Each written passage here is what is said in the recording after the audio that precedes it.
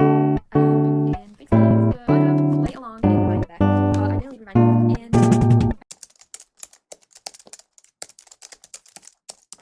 hi guys, my name is Emma and this is my first ever video, and I just want to say that I'm so excited about this new journey and for all the upcoming videos, memories, and all that I want to share with you guys. So I hope this reaches the right audience and that you will be as happy as I am because of this account. Let's get right into it. Today I will be talking about all of my books actually, but I will make it really like quick, or I will try to make it as quick as it's possible. And I just want to say that it's raining, so I'm so sorry if that's disturbing. I will start with a little bit of introduction and then I can get into the books. So my name is Emma. I'm from Slovakia, which is, I hope you can't hear in my accent, but I hope it doesn't sound like it. And yeah, I think that's all I'm gonna say for now.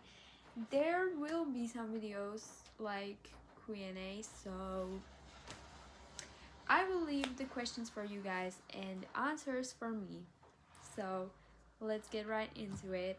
And the first thing I want to say that I read a lot on my Kindle, which I don't have at the moment with me, but yeah, so basically I also have all the books that I read on my Kindle on my iPad, which is how I'm filming this video, so I can't really show you the digital copies of my books that I read on my Kindle or my iPad, but I can definitely show you my physical copies, and there isn't so much, so don't be surprised if I show you just few, I guess. But yeah, we can start. I will start from my least favorites, and that's One of Us is Lying by Karen McManus. I hope it's right how I what can I say about this book? Well, at first I want to say that it wasn't bad. Okay, it wasn't horrible.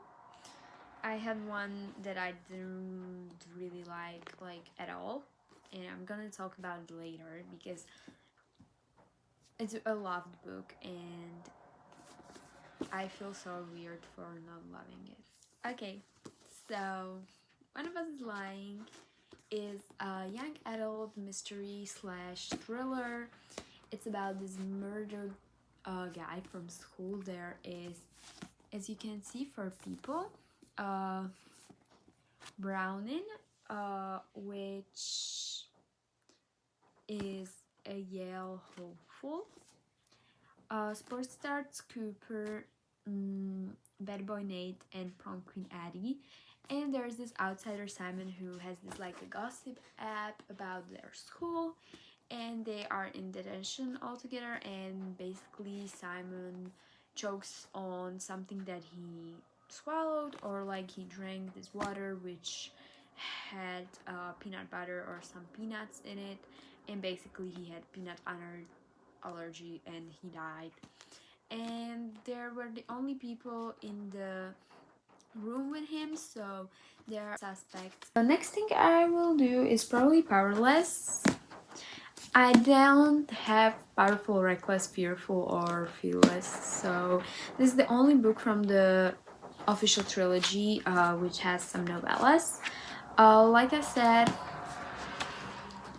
it's the only book for a reason because I'm not a huge romantasy reader. This is the first romantasy book I ever read, and I don't think it's gonna be the last, but I hope the others will be better, because this was not a waste of time. I love the cover, I love the chapters like this, but it's super small font, so many pages, no world building, just some banter, and it's all cute and all. But I like fantasy when there is a lot of world building, which I have one series that I will talk about. But this, it's okay. I would recommend it if you want something sweet, romantic. It's not all sweet, but mostly it's really about the romance in it, and the romance is sweet. I don't know about reckless or fearless, but I definitely know that this one is really, really like all about romance. There is absolutely no world building for me personally, like there is, but basically I don't know. Like I don't want to start any controversy or anything about me, but it's just not my type. Okay, the next I will talk about the Hunger Games. I only have Catching Fire because it's my favorite movie from all four. Five now six. Actually, with the Reaping on Sunrise or Sunrise on the Reaping.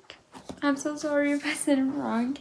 But yeah, Catching Fire is my favorite movie, and it's the book is even better. Okay, and it makes me want to read all the books, but we will see, because when I saw the movie first, I'm like, I don't really want to read all the books because I don't want to spend my money, but at the same time, the books are so freaking good. I can't even, like, not even let me start what they miss in the movies. Like, in the movies, there is so many things. In the movies, there are so many things that they missed or changed, which I don't like. So yeah, that's Hunger Games, Catching Fire. Now I think it's time to get to the natural series. I don't have Killer Instinct and All In. I read them on my iPad, but all I want to say is that after reading this and reading other books, I realized that this is not the best series I ever read, but definitely The Bad Blood was the best book and The Naturals was the worst. Many people think it's the Killer Instinct that is the worst, but for me personally, I didn't love The Naturals just because it's super short and I don't know. I don't know. I don't know why. It just doesn't really fit in. All In and Bad Blood were absolutely phenomenal. So, is it worth the first two books? Yes, it is. For the last two. And there is novella 12, which is also in this book. I don't know if it's just this edition, but it has the novella like the last 100 pages, I think. So I actually binged this in one day, so absolutely worth.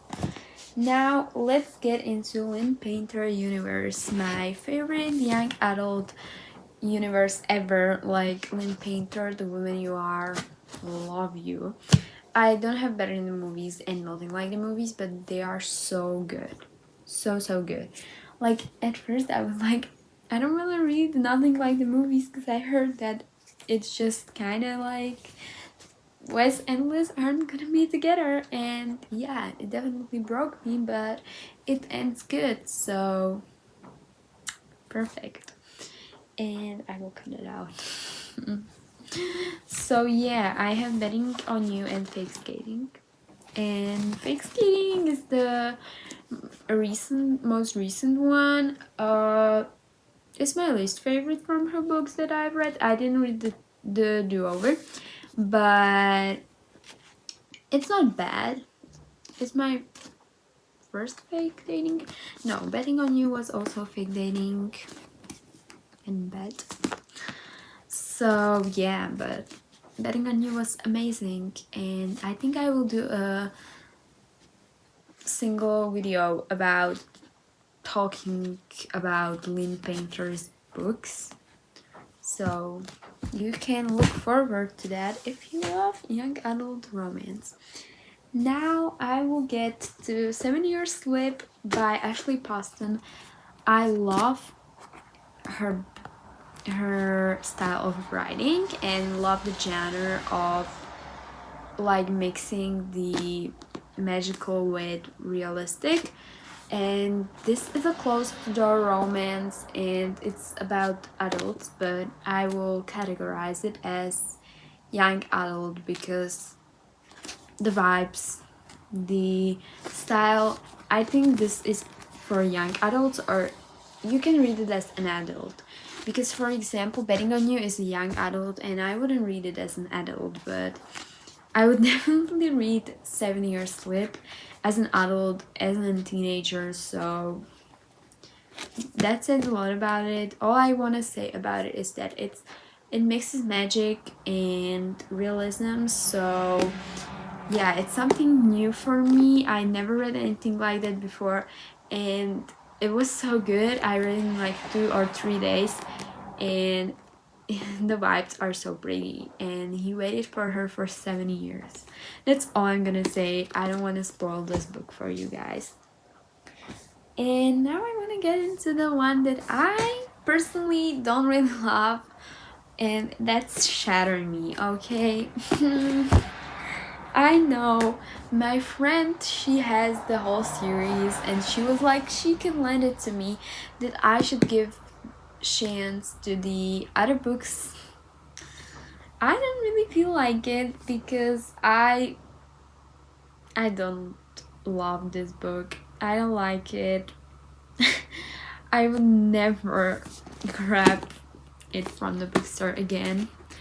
But for Terira Mafi, I want to say that I want to read The Woven Kingdom. So it's no hate for her. It's just not my style. I know it's dystopian and Hunger Games is dystopian too. But the Hunger Games is kind of more like action-packed.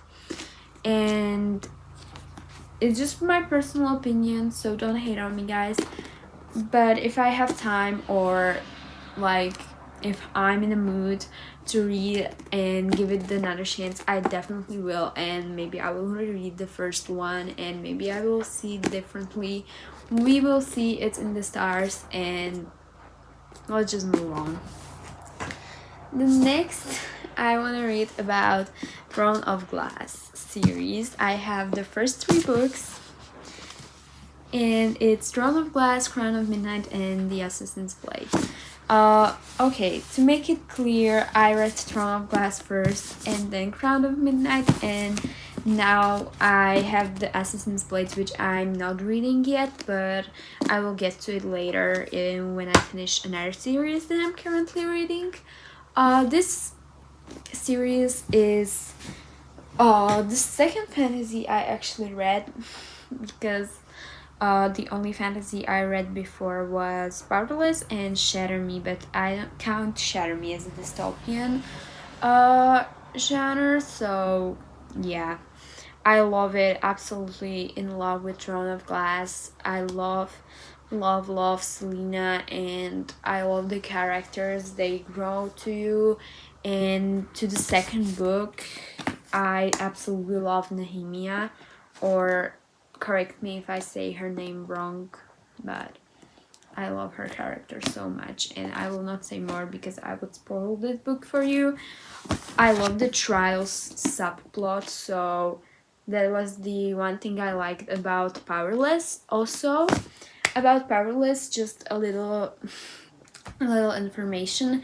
I didn't read Red Queen, and many people say it's a copy of Red Queen, so for me personally, I can't say, but that's just what many people say, and I want to read Red Queen now, so I will see if it's true. And also there's this like very big fight over which book you should read first.